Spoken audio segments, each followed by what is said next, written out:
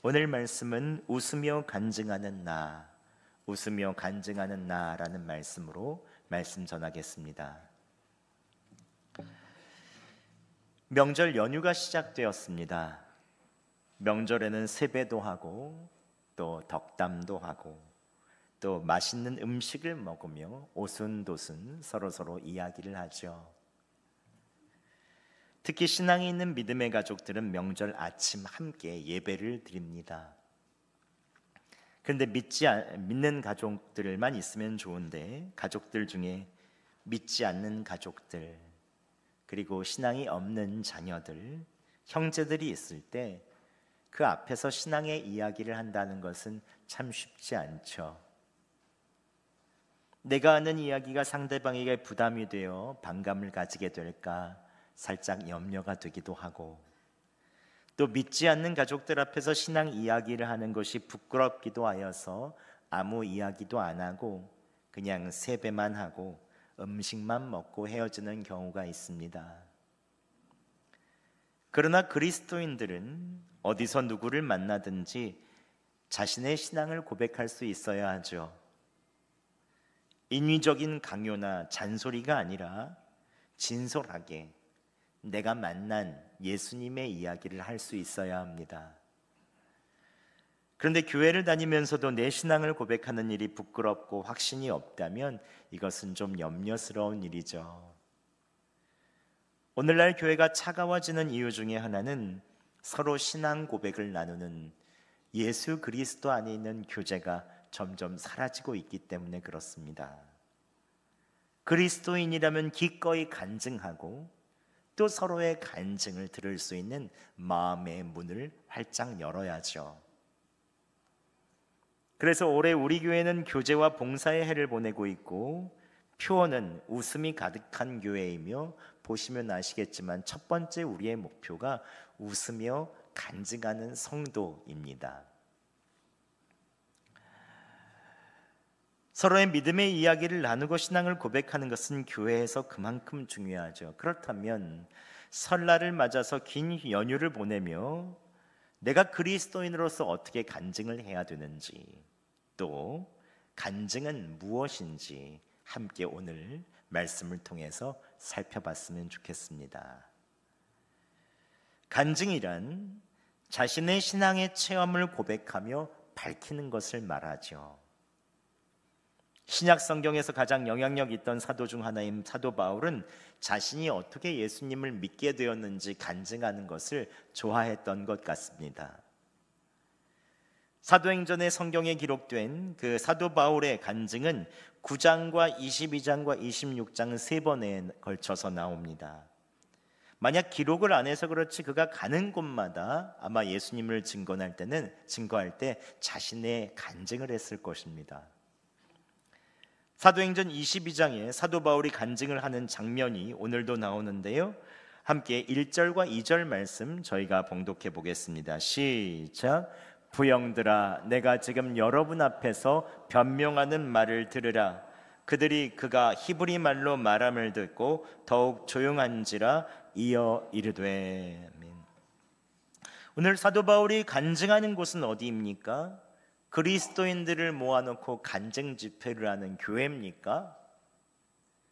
대학교나 고등학교 때 예배 시간, 즉 채플 시간에 그가 앞에 나가서 간증하는 것입니까? 오늘 사도 바울이 있는 곳은 자신의 죄를 변론하는 재판정이었습니다. 그는 방금 전까지 유대인들에게 폭행을 당하고 로마 군사들에게 끌려온 상태입니다. 성전에서 유대인들을 모욕하고 율법과 성전을 무시했다는 이유로 유대인들이 마구 폭행을 가하기 시작했고, 이것을 알았던 로마 군병들은 혹시 이것이 이집트에서 온 독립을 외치는 그 한 사람이 아닌가 해서 그 사도 바울을 체포해서 그 성전 근처에 있는 로마군 수비대인 안토니아 요새로 지금 끌고 간 상태입니다. 여기가 간증을 한 분위기가 되겠습니까? 잘못 이야기하면 죽을 수도 있는 상태죠. 오늘 그럼에도 불구하고 이 사도 바울은 이 적대적인 사람들 앞에서 간증을 하기 시작합니다. 그가 이곳에서 죽을 수 있음에도 불구하고 이스라엘 백성들과 로마 군인들에게 내가 예수 그리스도를 만났던 이야기를 하는 것입니다. 왜 그런 것입니까? 사도 바울은 비록 재판 중일지라도 자신의 간증을 통해서 이 동족인 이 유대인들이 예수 그리스도를 꼭 믿었으면 좋겠다고 생각했습니다. 사도 바울은 이방인의 사도로 유대인들이 아닌 소아시아나 유럽 지역에 가면 거기서 복음을 전하면 사람들이 예수 그리스도를 믿기 시작했고 교회가 일어나기 시작했습니다. 그런데 이상하게 예루살렘과 유대인들에게 복음을 전하면 하나도 되지 않고 오히려 적대시하기 시작했습니다. 그래서 사도 바울은 자신이 예루살렘에서 말할 수 있는 변론의 기회를 통해서 유대인들과 로마 군인들에게 오히려 자신의 있는 간증을 통해서 예수 그리스도를 전하려고 하는 것이죠. 이것은 다르게 말하면 어떻게 말할 수 있겠습니까? 하나님의 관점에서 어떻게 말할 수 있겠습니까? 하나님께서 이 사도 바울을 통해서 예루살렘에서 이 간증을 통해 복음을 전하게 하시는 것입니다. 하나님께서는 유대인들에게 사도 바울이 만난 예수 그리스도의 이야기를 통하여 이 유대인들의 마음을 녹이시고 어떻게 해서든지 이들에게 예수 그리스도를 전해주고 싶으시죠. 하나님은 예수 그리스도를 거부하는 사람들까지도 간증을 통해 마음을 녹이시고 사랑의 하나님을 전해주고 싶으신 이 사랑의 하나님이십니다. 오늘날 사는 우리들의 상황도 사도 바울과 비슷하죠. 우리들의 상황도 녹록지 않을 때가 있습니다. 예수 그리스도를 믿지 않는 가족들이 여전히 우리 주변에도 있고 또 우리에 있는 일터, 우리에 있어서 있는 모든 곳곳마다 믿지 않는 사람들은 있습니다. 또 요즘에 점점 어려운 상황들로 기독교에 대한 인식들이 좋지 않은 때에 예수 그리스도에 있는 이야기를 한다는 것은 참 쉽지 않은 일이죠. 하지만 하나님께서는 우리를 통해서 우리의 가족들, 내가 사랑하는 사람들, 우리의 주변 사람들에게 나를 통해서 내가 만난 예수 그리스도의 이야기를 통해서 그분들의 있는 마음을 녹이시고 예수 그리스도를 전해주기를 원하십니다. 하나님께서 우리를 통하여 내가 통로가 되어서 그 모든 사람들에게 하나님이 어떤 분이시고 예수님이 우리를 위해서 어떤 일을 하셨는가를 가르쳐주고 싶으신 것이죠. 그렇게 보면 우리 자체가 복음인 것입니다. 그렇다면 오늘 예수님께서는 바울이 어떻게 간증하게 하십니까? 첫 번째는 바울이 먼저 자신이 예수님을 만나기 전에 어떤 사람이 있는지를 말합니다. 바울은 3절에 예수 믿기 전에 자신을 나는 유대인이다, 길리기아 다소에서 태어났다, 즉 민족과 출생을 말합니다. 그리고 가말리알 문화에서 율법의 엄한 교육을 받았다, 자신의 성장 과정과 학력을 말합니다. 당시 최고의 율법 교사 아래에서 배웠다는 것입니다. 그래서 율법에 대해서 잘 알고 너희들과 똑같이 율법에 대한 열심이 있다라고 말하죠. 즉 예수 믿기 이전에 나의 모습을 이야기하며 상대방과 공감하는 것입니다. 또 마지막으로 기독교와의 관계를 말합니다. 5절에 누구보다도 율법과 하나님에 대한 열심을 냈기에 기독교를 박해하고 사람들을 잡아다가 감옥에 가두거나 오히려 사람들을 죽이는데 가담했던 사람이라고 본인에 있는 부끄러운 과거를 이야기합니다. 복음을 전하는 사도로서 이전에 예수 그리스도를 믿는 사람들을 핍박하고 죽이는데 가담했다는 것이 얼마나 부끄러운 일입니까? 그럼에도 불구하고 그는 부끄러운 자신의 과거를 다 털어놓습니다. 왜냐하면 자신을 죽이려는 유대인들과 나도 너희와 똑같았다, 너희의 마음을 안다, 나도 너희의 심정을 동감한다라는 것을 먼저 이야기하는 것이죠. 그리고 둘째, 그는 어떻게 예수님을 만나게 되었는지 생생하게 말합니다. 함께 6절에서 10절 좀 길지만 함께 저희가 읽어보겠습니다. 시작. 가는 중 다메섹에 가까이 갔을 때에 오정쯤 되어 호련히 하늘로부터 큰 빛이 나를 둘러 비치매 내가 땅에 엎드려져 들으니 소리 있어 이르되 사울아 사울아 내가 왜 나를 박해하느냐 하시거늘 내가 대답하되 주님 누구시니까 하니 이르시되 나는 내가 박해하는 나사렛 예수라 하시더라. 나와 함께 있는 사람들이 빛은 보면서도 나에게 말씀하시는 이의 소리는 듣지 못하더라. 내가 이르되 주님 무엇을 하리이까? 주께서 이르시되 일어나 다메섹으로 들어가라. 내가 해야 할 모든 것을 거기서 누가 이르리라 하시거늘. 아멘. 사도 바울은 본인이 다메섹에 있는 그리스도인들을 핍박하기 위하여 공식적으로 유대교에서 핍박 공문을 가지고 핍박 허가 공문을 받고 가는 중이라고 말합니다. 그런데 그는 놀라운 일을 경험합니다. 먼저 빛을 보았습니다. 그리고 예수님의 음성을 듣고 대화했습니다. 즉 예수님, 빛으로 오신 예수님에 둘러싸였고 그는 예수님의 그 음성을 들었고 예수님과 대화하기 시작한 것입니다. 사울아 사울아 내가 왜 나를 박해하느냐? 주님 누구십니까? 라고 물으니 나는 내가 박해하는 예수다 라고 음성이 들려왔습니다. 즉 예수님과의 놀라운 만남의 체험이 그에게 일어난 것입니다. 즉 빛이신 예수님께서 그와 만나주시고 그의 영안, 즉 영적인 눈을 열어주셨습니다. 아이러니하게도 육신의 눈은 강한 빛으로 인해 보이지 않는데 그의 영안, 즉 영적인 눈은 열려서 예수님이 누구신지 비로소 깨닫게 된 것입니다. 예수님이 우리를 만나주시면 어떤 일이 일어납니까? 이전까지 깨닫지 못했던 영적인 깨달음이 깨달아집니다. 이전까지 내 눈을 막고 있었던 부정적 인식들이 안개 거치듯 조금씩 사라지고 하나님을 보는 눈이 열리기 시작하는 것입니다.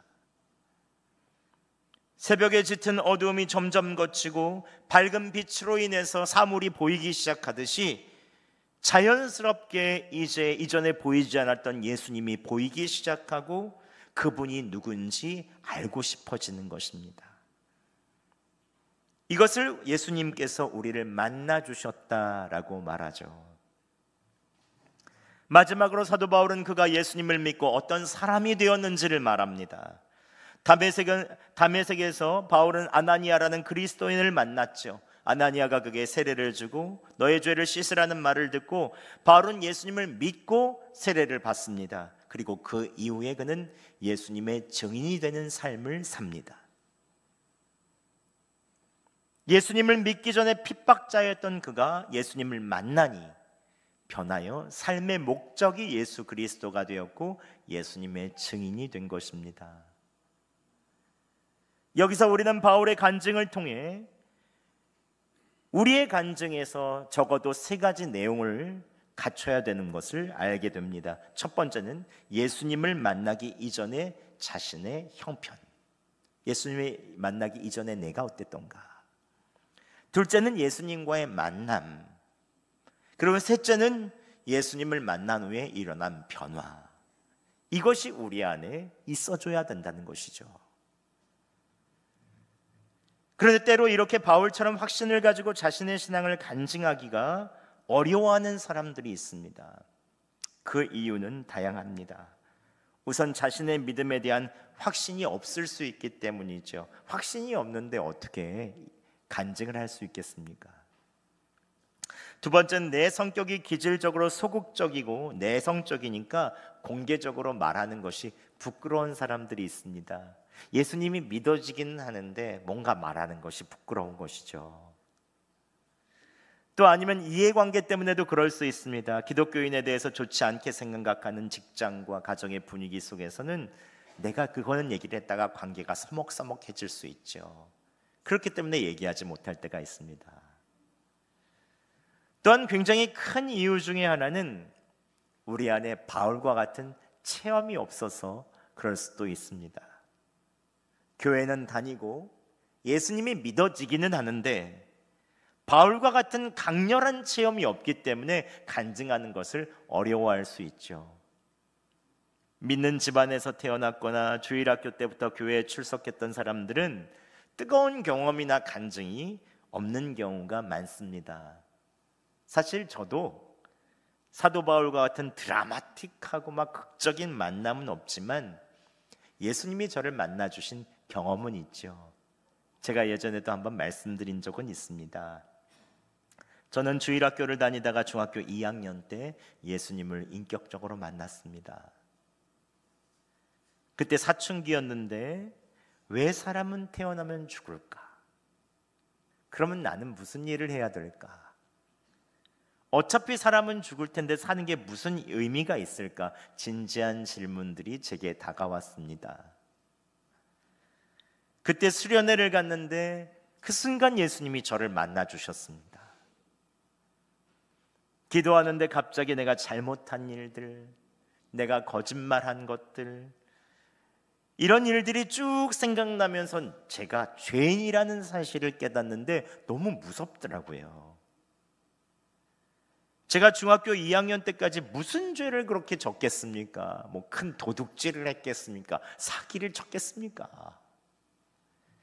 그런데 친구에게 거짓말한 것, 누구를 미워한 것, 제가 초등학교 2학년 때 구멍가게 앞에서 주인 아주머니 안 볼 때 10원짜리 풍선껌을 가져갈까 말까 하면서 막 떨리던 그 마음, 이런 것이 모두 필름처럼 쫙 보이는데 저는 나중에 알았습니다.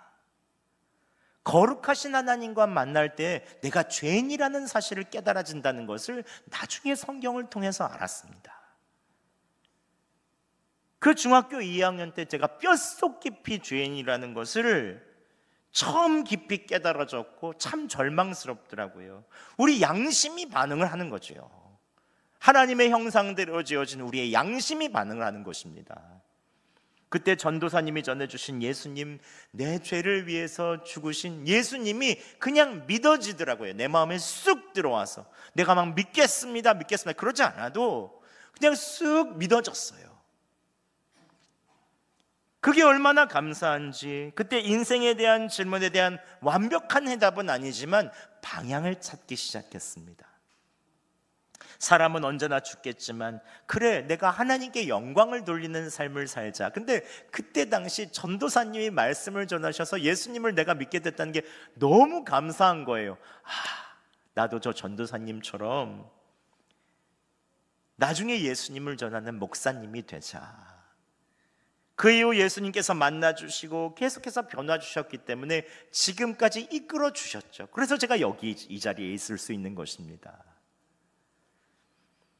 저는 사도 바울처럼 빛이 둘러 비치고 예수님의 음성이 들리고 이런 신비한 체험은 없습니다. 사도 바울에 비하면 저의 간증은 얼마나 싱겁습니까? 하지만 제가 존경하는 목사님께서 이런 말씀을 하시더라고요. 세상에서 가장 크고 감동적인 체험은 나 같은 죄인이 용서받고 하나님의 자녀가 되었다는 사실이다. 물론 여기에 사도 바울보다 더 극적으로 예수님 만난 분들도 계실 것입니다. 그러나 세상에서 가장 감동적인 체험은 나 같은 사람이 예수 그리스도께서 나를 선택해 주셨고 용서해 주셨고 하나님의 자녀가 되었다는 사실이죠. 얼마나 이것이 얼마나 극적인 체험은 아니지만 나에게 있어서의 큰 변화입니까? 또한 간증에서도 중요한 것이 한 가지가 있는데 그것은 바로 신앙 고백입니다. 함께 마태복음 16장 16절 말씀 함께 봉독하겠습니다. 시작. 시몬 베드로가 대답하여 이르시되 주는 그리스도시요 살아계신 하나님의 아들이시니이다. 아멘. 예수님의 수제자인 베드로는 예수님이 그리스도시며 하나님의 아들이라고 고백합니다. 그리스도란 우리의 삶의 고난에서 또 욕심과 아픔 모든 곳에서 구원해 주시는 분, 꺼내 주시는 분, 즉 메시아의 그리스어입니다. 즉 어떤 정말로 죽어가는 우리에 있는 죄의 삶 속에서 꺼내주시는 분, 우리의 삶의 모든 고난과 어려움에서 꺼내주시는 분, 그분이 바로 예수 그리스도라고 우리가 고백하는 거죠. 또한 그분이 하나님의 아들이시기에 우리를 다스려 주시고 우리와 다른 하나님의 그 전능하심으로 우리를 이끌어 주실 수 있는 분이라는 고백하는 것, 이것이 그 어떤 체험보다도 사실 중요합니다. 이런 신앙의 간증과 신앙 고백이 잘 나와 있는 한 선교사님의 간증을 여러분에게 들려드리고 마쳤으면 좋겠습니다. 이것은 파인애플 이야기라고도 책으로도 나온 파푸아뉴기니 정글에서 선교사님이 사역하신 실화입니다. 선교사님은 열심히 선교지에서 사역을 했습니다. 원주민들을 위해서 병원도 만들고 말씀도 가르쳤죠. 근데 깊은 정글에서는 신선한 야채와 과일을 구할 수 없기 때문에 너무 신선한 과일을 먹고 싶어서 선교부로부터 파인애플 묘목 100개를 얻어서 심었습니다. 원주민 한 사람을 고용해서 품삯을 지불했고, 이 원주민은 묘목 100개를 심었고 이것들을 계속해서 잘 자라게 했습니다. 묘목은 어느새 큰 과목이 되고 꼬박 3년이 되어서 열매가 맺혔습니다. 맛있는 파인애플을 먹을 생각에 이 아내 선교사님과 함께 또 가서 이것들을 보면서 아유, 이제 잘 익었구나 하면서 봤다는 거예요. 얼마나 기다렸겠습니까? 근데 어느 날 밭에 가보니 먹을 수 있는 열매는 하나도 없었습니다. 원주민들이 익는 대로 모두 열매를 다 따가버렸습니다. 원주민들은 익기 전에 훔쳐가야지, 그렇지 않으면 파인애플 주인인 선교사님이 다 가져가 버릴 것이라고 생각해서 다 훔쳐갔습니다. 선교사님은 3년간 기다렸던 이 맛있는 파인애플을 못 먹으니까 너무 화가 났습니다. 그래서 다시 또 파인애플을 훔쳐가면 더 이상 당신들을 위해서 병원을 열지 않겠습니다 라고 엄포를 놓았습니다. 그런데 파인애플은 여전히 없어졌습니다. 이들의 나쁜 버릇을 고쳐준다는 명목으로 병원 문을 닫아보았습니다. 무료로 약도 나눠주고 치료를 했는데 병원 문을 닫은 것입니다. 그러자 병든 아이들이 치료를 받지 못해서 병이 더 깊어졌습니다. 매일 원주민들은 간청했습니다. 더 이상 이 아이들을 두고 볼 수가 없어서 선교사님과 사모님은 병원 문을 열었는데 원주민들은 다시 파인애플을 가져갔습니다. 도대체 누군가 싶어서 선교사님이 지켜봤는데 그 주동자가 파인애플을 심었던, 그 품삯을 주고 고용했던 그 일꾼이었습니다. 왜 그런가 따져 물으니 그는 이렇게 말했습니다. 내 손으로 심었으니 내가 먹는 것이 당연합니다. 왜냐하면 파푸아뉴기니 정글에서는 심은 사람이 그 나무의 주인이 된다는 것입니다. 품삯도 받고 파인애플도 내 것이라고 주장하는 것이죠. 선교사님은 그래, 이들의 법칙이라면 존중해줘야지 하면서 나무도 모두 주고 다시 선교사님 손으로 묘목을 심고 3년을 기다렸습니다. 내가 이 파인애플 꼭 먹고야 만다. 그런데 이번에도 마찬가지였습니다. 사람들이 심어놓은 파인애플을 모두 가져갔습니다. 그래서 선교사님은 버릇을 고치기 위해서 상점문을 닫기도 하고 파인애플 나무를 지키는 세포트를 수입해다가 거기다가 해놨습니다. 그런데 그때뿐이었습니다. 여전히 파인애플은 없어졌고 오히려 더 사람들은 선교사님을 멀리했습니다. 선교사님은 계속 섬처럼 고립됐죠.